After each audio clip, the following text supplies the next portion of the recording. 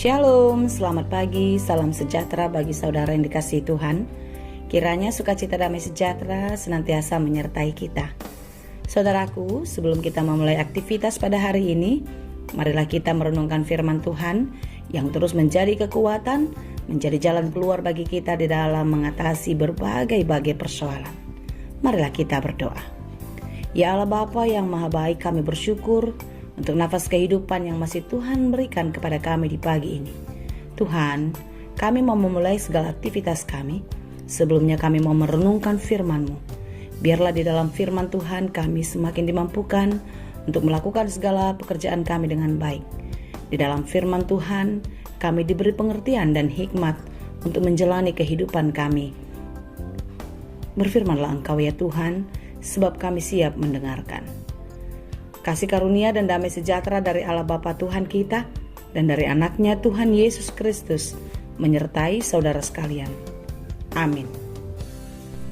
Firman Tuhan untuk kita pada hari ini disesuaikan dengan Almanak HKBP hari Kamis 12 Mei 2022, tertulis dalam kitab Yesaya 54 ayat 10. Demikianlah dikatakan dalam bahasa Batak dan Indonesia. Yesaya 54 ayat 10. Ay mucat pe akadolok jalahumutal akarobean alai anggoasi asiku nasutupa mucat sianho jalapada ni hadameoku nasutupa humordit ni najahuba siasi iho. Yesaya 54 ayat 10. Sebab biarpun gunung-gunung beranjak dan bukit-bukit bergoyang, tetapi kasih setiaku tidak akan beranjak daripadamu, dan perjanjian damaiku tidak akan bergoyang, firman Tuhan yang mengasihani engkau. Demikianlah dikatakan. Apakah yang kita harapkan dari orang lain ketika kita sedang di dalam penderitaan? Respon atau reaksi yang seperti apa yang bisa membuat kita bahagia? Saudara-saudara yang dikasihi Tuhan, ketika kita dalam keadaan sakit, ketika kita dalam keadaan sedih, dalam keadaan susah, lalu datang orang menjenguk kita, memberikan pendapat kepada kita, tetapi isi pendapat itu seolah-olah menyudutkan kita. Orang-orang yang datang bukan mau mensupport, mendukung kita, tetapi justru mencari-cari kesalahan mengapa itu bisa terjadi dalam hidup kita. Meskipun ada beberapa faktor penyebab terjadinya persoalan atau permasalahan dalam hidup kita. Itu bisa disebabkan oleh faktor luar diri kita atau karena orang lain. Tetapi tidak sedikit disebabkan oleh diri kita sendiri. Demikianlah yang terjadi kepada umat Israel kala itu. Bangsa Israel jatuh ke dalam pembuangan, dihukum karena dosa-dosanya. Mereka menyimpang, mengkhianati Tuhan, tidak setia di dalam kehidupannya. Meskipun berulang-ulang para nabi menasehatkan, secara khusus Nabi Yesaya mengingatkan bangsa Israel agar bertobat, agar mereka kembali kepada jalan yang benar, seperti juga yang dinasihatkan oleh Nabi Yeremia dan masih banyak nabi lainnya. Tetapi memang dari sejak dulu, sejak mereka keluar dari tanah Mesir dipimpin oleh Musa, sudah terlihat benih-benih pemberontakan, benih-benih ketidaktaatan dari bangsa Israel.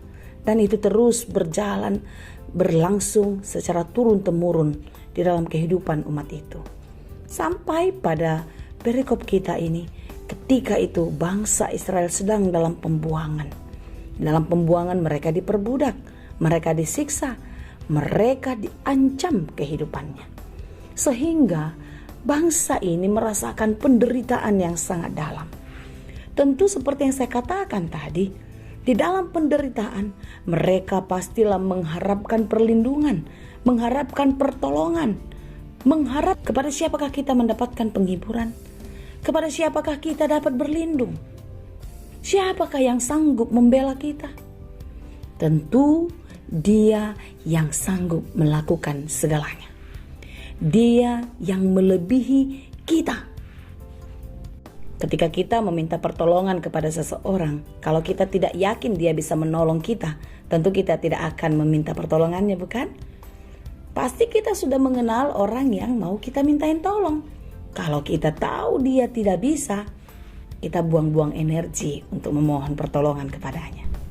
Tetapi karena kita tahu dia berkompeten, dia pasti mampu menolong kita, maka dengan sungguh-sungguh kita mau meminta pertolongannya. Saudara-saudara yang dikasihi Tuhan, di dalam penderitaan yang luar biasa yang dialami oleh bangsa Israel, tentu mereka masih punya tempat untuk meminta pertolongan. Mereka masih punya harapan-harapan untuk mendapatkan keselamatan. Benarlah, mereka masih tetap punya Allah yang setia. Dan Allah bangsa Israel kala itu juga menjadi Allah kita sampai hari ini. Apa yang dijanjikan Tuhan kepada bangsa Israel kala itu?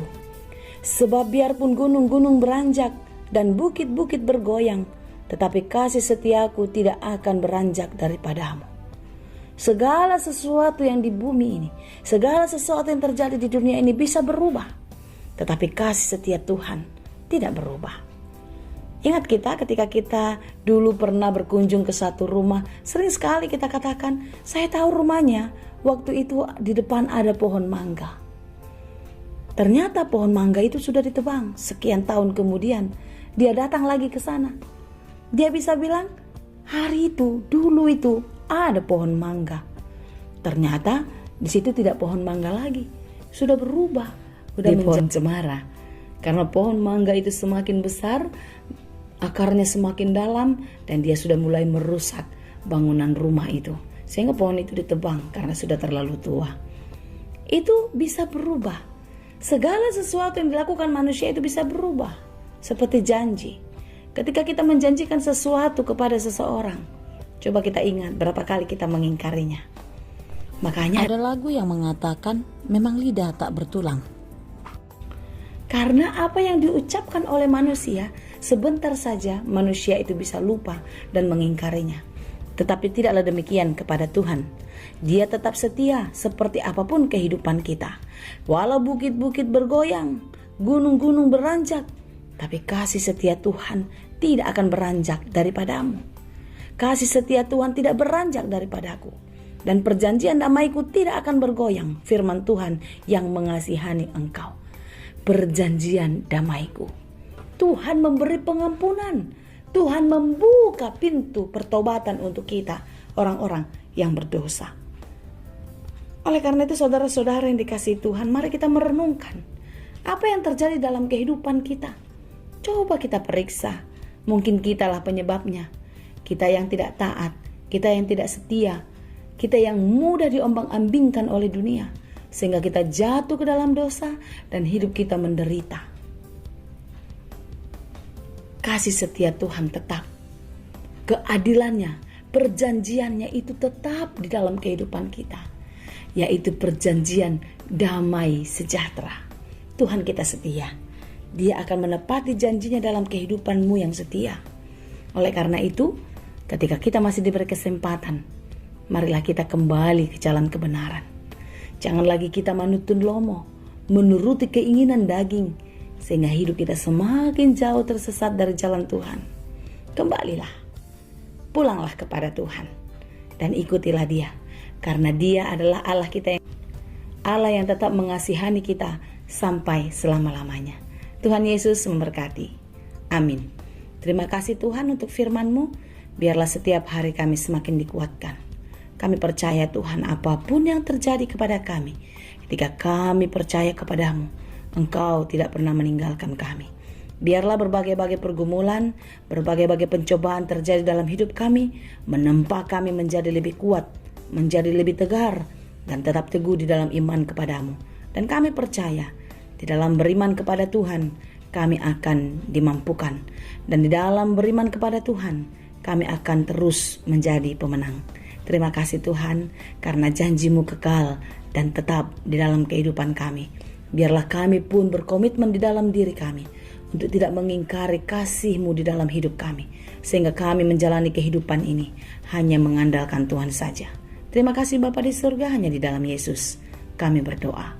Anugerah Tuhan kita Yesus Kristus, kasih karunia Allah Bapa dan persekutuan Roh Kudus, itulah kiranya yang menyertai dan memberkati kamu sekalian. Amin.